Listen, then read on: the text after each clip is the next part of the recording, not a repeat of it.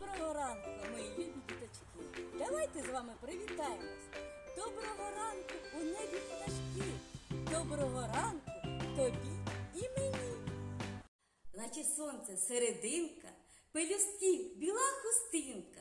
Знають бджілки і мурашки, що звуть цю квіточку ромашка.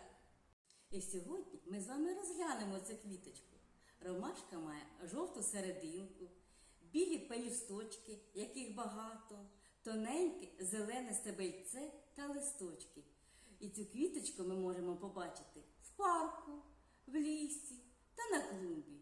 І я сьогодні пропоную вам з допомогою конструктора зробити таку квіточку.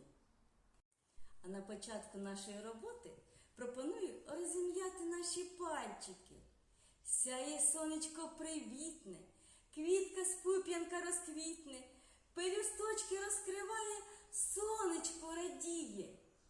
Ми розім'яли наші пальчики, ми готові до роботи, тож починаємо.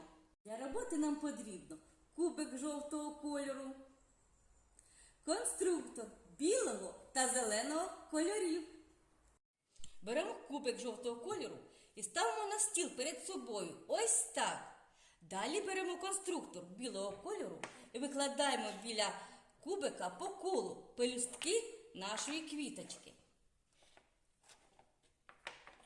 Ось так. Далі беремо конструктор зеленого кольору та викладаємо стебло нашої квіточки. Ось так.